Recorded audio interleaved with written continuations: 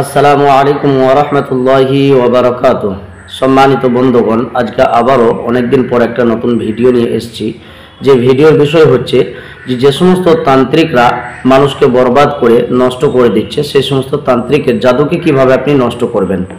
এরকম দুনিয়াতে অনেক তান্ত্রিক রয়েছে যে সমস্ত জাদুঘরেরা কাজগুলো করে, যে একের অপরকে দুশ্মনির সাথে হোক বা টাকার লোভে হোক মানুষকে একদম মরণের মুখে ঠেলে দিচ্ছে। এটা বারহাক সত্য।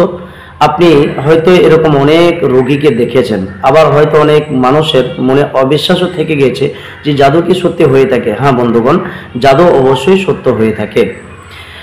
আমার কাছে একটা রোগী এসেছিল, যে রোগীর ভিডিওটা আমি আপনাদেরকে খুব তাড়াতাড়ির মধ্যে দেবো ইনশাআল্লাহ।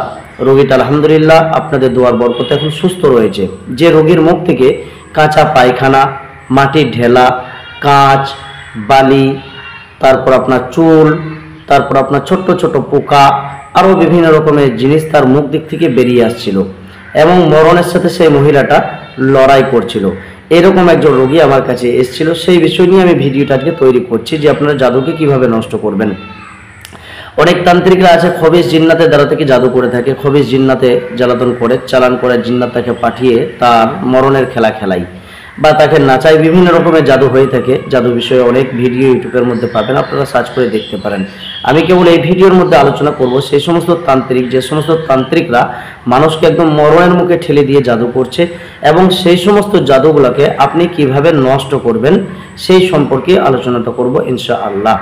সম্মানিত বন্ধুগণ, আলোচনা করার পূর্বে অবশ্যই আপনাদেরকে জানিয়ে রাখি, যদি এখনো পর্যন্ত আমার চ্যানেলটাকে আপনি সাবস্ক্রাইব না করেছেন, একটু কষ্টকর হলেও আপনি চ্যানেলটাকে সাবস্ক্রাইব করে নেন, কারণ এরকম নিত্য নিত্য ভিডিও আপনাদের সামনে অনেক আমি দিয়ে থাকি। আবার নিজেও আলহামদুলিল্লাহ আমি চিকিৎসা করে থাকি। সম্মানিত বন্ধুগণ, সেই সমস্ত তান্ত্রিকের জাদুগুলো আপনি কিভাবে নষ্ট করবেন, সামান্য একটা আমল। তার জন্য যারা জাদুঘর তান্ত্রিক হয়ে থাকে তারা সাধনা করে। সাধনাটাকে নষ্ট করার জন্য আপনাকেও কিছু সাধনা করতে হবে। সেই জন্য আপনাকে নামাজেও বানতে হবে, নামাজে হতে হবে, তারপর আপনাকে সাধনায় বসতে হবে। সেই সাধনাটা কি সেটা সর্বপ্রথম আপনাকে জানতে হবে। সাধনাটা যদিও একটু কষ্টকর হলেও কিন্তু অবশ্যই কার্যকারী হবে।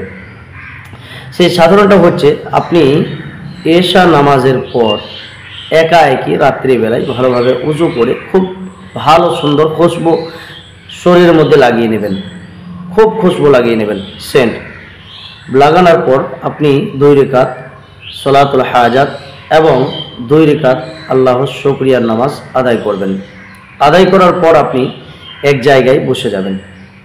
সাধনা শরীফ আপনার সূরাতুন নাস, যে সূরাটা বিসমিল্লাহির রহমানির রহিম, কুল আউযু বিরাব্বিন নাস মালিকিন নাস ইলাহিন নাস মিন শাররিল ওয়াসওয়াসিল খান্নাস আল্লাযী ইউওয়াসওয়িসু ফি সুদুরিন নাস মিনাল জিন্নাতি ওয়ান নাস।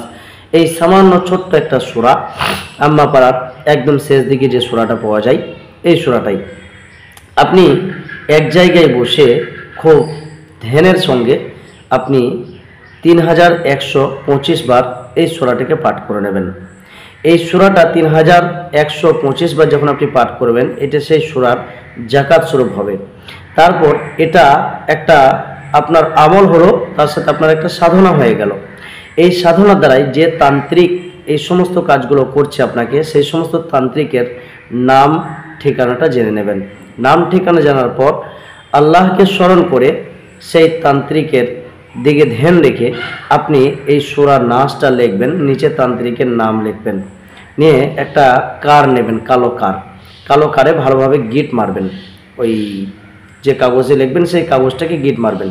এই কাগজটা গিট মারার পর আপনি যেটা করবেন সেটা হবে, ভালোভাবে আপনার গিট মারার পর সূরা নাসটা 21 বার করে পাঠ করবেন, আর একটা গিট মারবেন আপনার যেখানে গিটটা মেরেছেন তার ডান পাশে একটা গিট মারবেন। এইভাবে পরের পর ডান পাশে 3টে গিট মারবেন। সূরা নাসটা 21 বার পাঠ করার পর আবার বাম পাশে ঠিক ওইভাবে কারের আপনার 3টা গিট পড়বে। এই 3টে গিট করার পর আপনার ওই আল্লাহর কাছে সাহায্য নিয়ে তান্ত্রিকের নাম নিয়ে গিটগুলো পড়ার পর আপনি কোনো নিম গাছে ঝুলিয়ে দেবেন। যদি এটা সম্ভব না হয়, তান্ত্রিকের আশেপাশে কোথাও গিয়ে আপনার মাটির মধ্যে দাফন করে দেবেন। ইনশাআল্লাহ সেই তান্ত্রিকের প্রত্যেকটা জাদু নষ্ট হবে। যাকেই জাদু করুক না কেন, আপনার এই সামান্য আমলের জন্য প্রত্যেকটা জাদু প্রত্যেক জনা রোগী থেকে আপনার যেগুলো করেছে সেগুলো আলাদা বিষয়, যেগুলো এখন নতুন করে করবে সেই সমস্ত জাদুগুলো ইনশাআল্লাহ এই সামান্য একটা সূরার বরকতে আপনার সামান্য সাধনার ব্যাপারে আপনার এই সমস্ত জাদুগুলো নষ্ট হয়ে যাবে ইনশাআল্লাহ।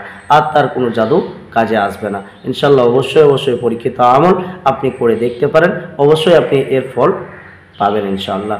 সম্মানিত ভিউয়ার্স, ভিডিওটা এই পর্যন্ত। সকলেই ভালো থাকবেন, সুস্থ থাকবেন। আসসালামু আলাইকুম ওয়া রাহমাতুল্লাহি ওয়া বারাকাতুহু।